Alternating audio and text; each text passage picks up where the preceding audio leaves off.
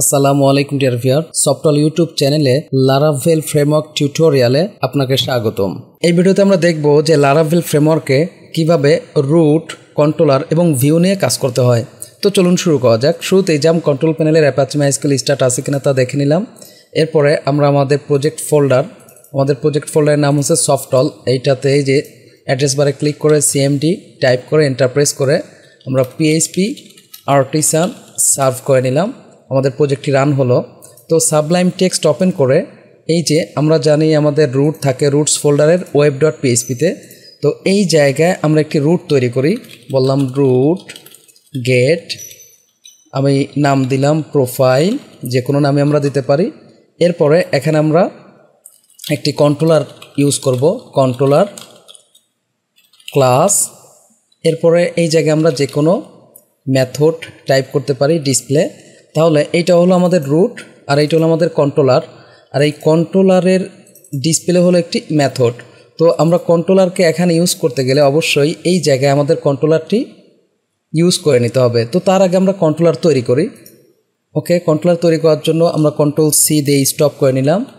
PHP artisan make controller, আমরা কন্ট্রোলারের নাম দিলাম হোম কন্ট্রোলার। ওকে, এন্টার। এখন আমাদের কন্ট্রোলারটি কোথায় পাবো খেয়াল করুন। এই যে অ্যাপ http কন্ট্রোলার্স, এই যে এখানে আমাদের কন্ট্রোলারটি তৈরি হয়েছে হোম controller.php নামে। ওকে, তো এই কন্ট্রোলারটিকে এখানে আমাদের কি করে নিতে হবে, ইউজ করে নিতে হবে। তো ইউজ কোথায় আছে, অ্যাপ http কন্ট্রোলার্স, আমাদের বলতে হবে app /http /controllers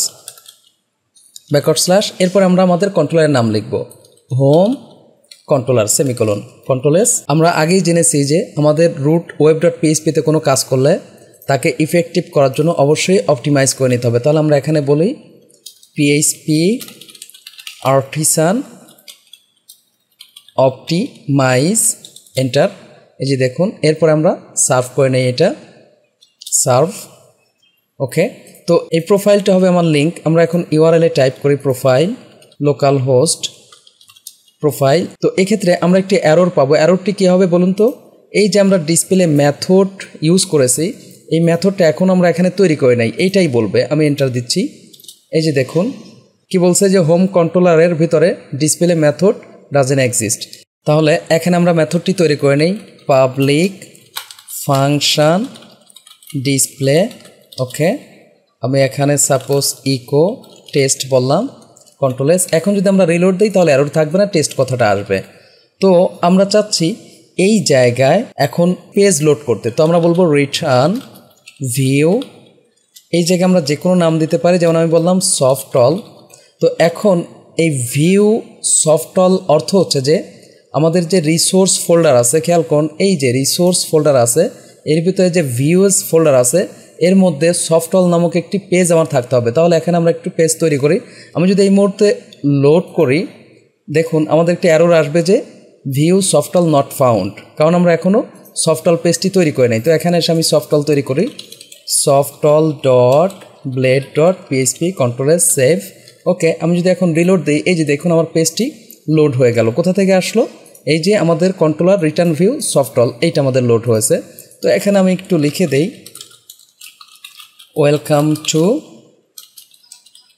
software YouTube channel.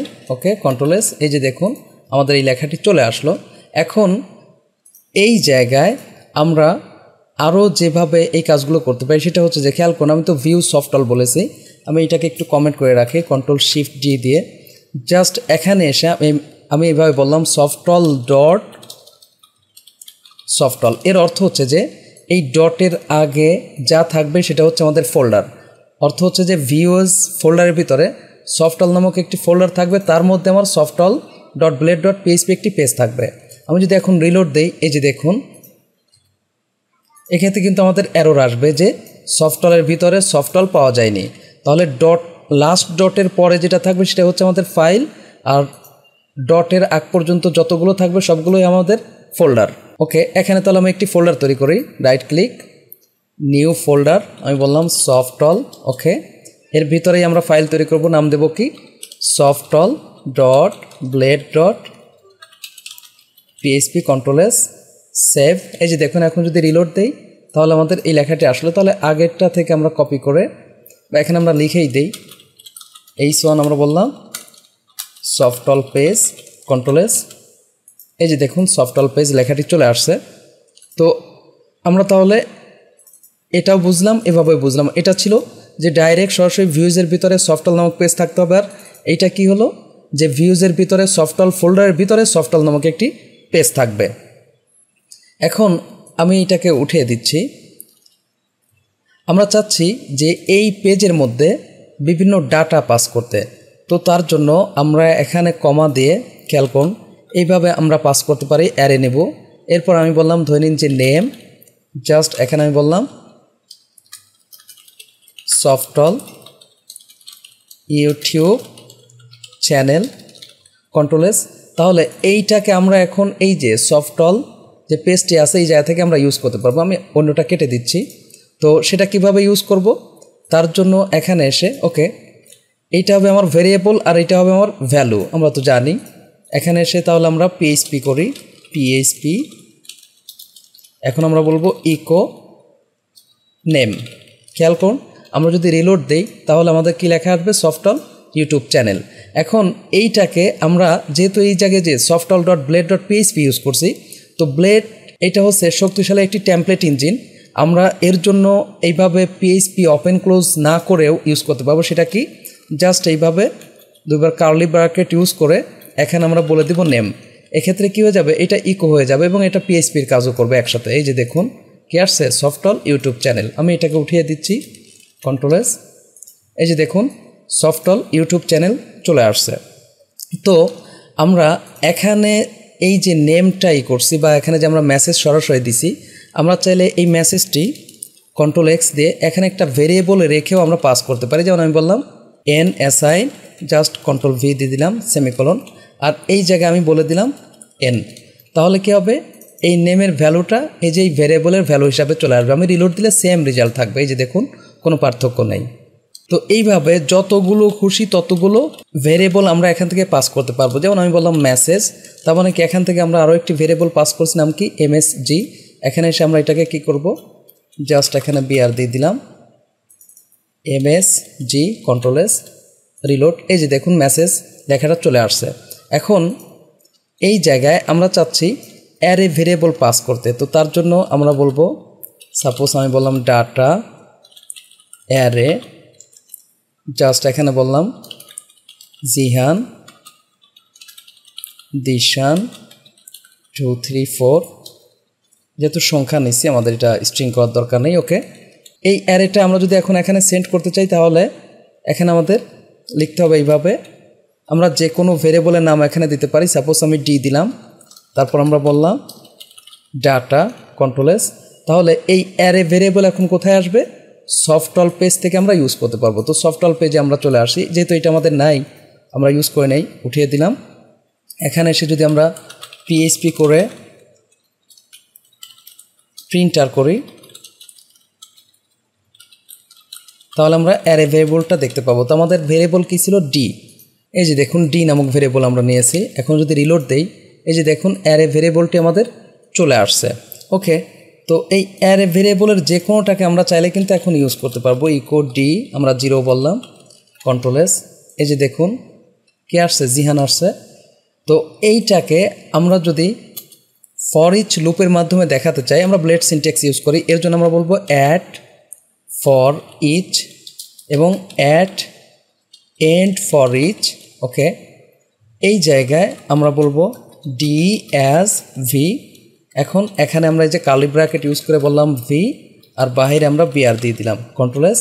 খেয়াল করুন এই যে আমাদের অ্যারে ভ্যালুগুলো চলে আসছে।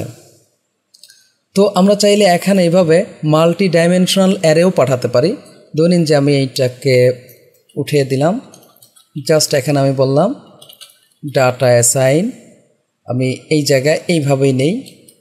ওকে, এখানে আমি বললাম 0, এর ভিতরে ধরে নিন যে আমি বললাম নেম দিশান আহমেদ কমা দিয়ে জাস্ট এখানে আমি বললাম ফোন, ইচ্ছা মতো আমরা একটি নাম্বার বসিয়ে দিলাম, ধরে নিন যে আমি ক্লাস দিলাম, আমি বললাম কেজি। ওকে, এরপরে এইটাকে কমা দিয়ে আমরা 1 দিয়ে মনে করেন আরও একটি অ্যারে ভেরিয়েবল নিলাম, আমরা বললাম নেম ইমপ্লাইজ দ্যাট, আমরা বললাম জিহান আহমেদ। ওকে, এইটাতেও আহমেদ এভাবে হবে। ওকে, এখানে সেমিকোলন কমা দিয়ে আমরা আরও একটি ভেরিয়েবল নিয়ে নিলাম ফোন, জাস্ট এখানে ইচ্ছা মতো আমরা একটা কিছু নিলাম, কমা কন্ট্রোল এস। খেয়াল করুন এখানে আমরা কিন্তু মাল্টি ডাইমেনশনাল অ্যারে ইউজ করছি, এই যে এইটা দিয়েও আমরা অ্যারে ইউজ করতে পারি, জানি এটা একটা অ্যারে, এর মধ্যে আরও একটি অ্যারে, এর ভিতরে আরও একটি অ্যারে নিছি। তো এই মাল্টি ডাইমেনশনাল অ্যারেকে আমরা এখন পাঠিয়ে দিতে চাচ্ছি, যেহেতু এখানে ডি নিছি বা আমি অন্য যে কোনো নাম দিতে পারতাম। ওকে, আমি এআরআর দিলাম কন্ট্রোল এস। তাহলে এখানে এসে আমরা বলবো এআরআর, তার আগে আমরা প্রিন্টার করে দেখতে পারি, আমরা পিএইচপি দিয়ে আমরা এখানে বললাম প্রিন্টার। ওকে, জাস্ট এআরআর কন্ট্রোল এস, আমি এইটাকে কাট করে রাখি কন্ট্রোল এক্স। এই যে দেখুন রিটার্ন, এখানে একটু হয়েছে, এই যে সেমিকোলন মিস করেছি আমরা, কন্ট্রোল এস রিলোড।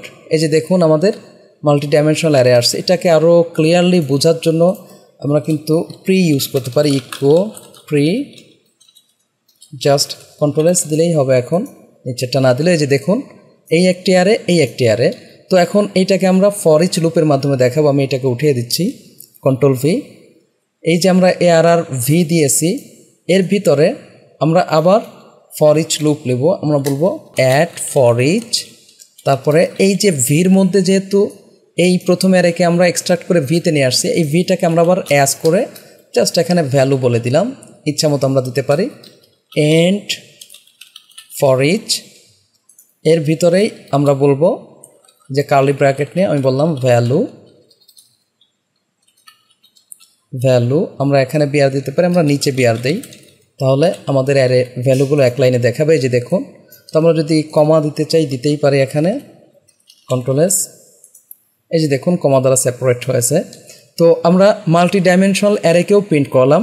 তো আমরা যদি এখানে চাই যে আরও একটি ভেরিয়েবল নিয়ে নিতে, নেম অ্যাসাইন, আমি বললাম সফটল ইউটিউব চ্যানেল। ওকে, এখানে এসে কমা দিয়ে জাস্ট আমি কি বললাম, আমরা যদি এভাবে ডাইরেক্ট নেমও নেই আর এইটাকে বললাম নেম, মূলত এই নেম হবে আমার এই পেজের জন্য ভেরিয়েবল, আর এই নেমের ভ্যালু হিসাবে এইটা আসবে। ওকে, তো এই নেমকে আমরা এখানে কি করতে পারবো, সরাসরি ইউজ করতে পারবো কন্ট্রোল এস দিয়ে। এখানে এসে আমি বলি একটা বিআর দিয়ে দেই বা দুইবার দেই, জাস্ট এখানে আমি বললাম নেম কন্ট্রোল এস। খেয়াল করুন এই যে সফটওয়্যার ইউটিউব চ্যানেল চলে আসছে। তো আশা করি বুঝতে পারছেন যে কিভাবে আমরা রুট, কন্ট্রোলার এবং ভিউ তৈরি করতে পারি। সামনের ভিডিওতে আমরা দেখব যে গ্রুপ রুটের মাধ্যমে কিভাবে আমরা প্রিফিক্স ইউজ করতে পারি সেই বিষয়টি। যদি ভিডিওটি ভালো লেগে থাকে প্লিজ লাইক করবেন এবং কমেন্ট করে আপনার অনুভূতি জানাবেন। আর যদি চ্যানেলটি এখনও সাবস্ক্রাইব করে না থাকেন প্লিজ সাবস্ক্রাইব করবেন। পরবর্তী ভিডিওতে দেখা হচ্ছে। আল্লাহ হাফেজ।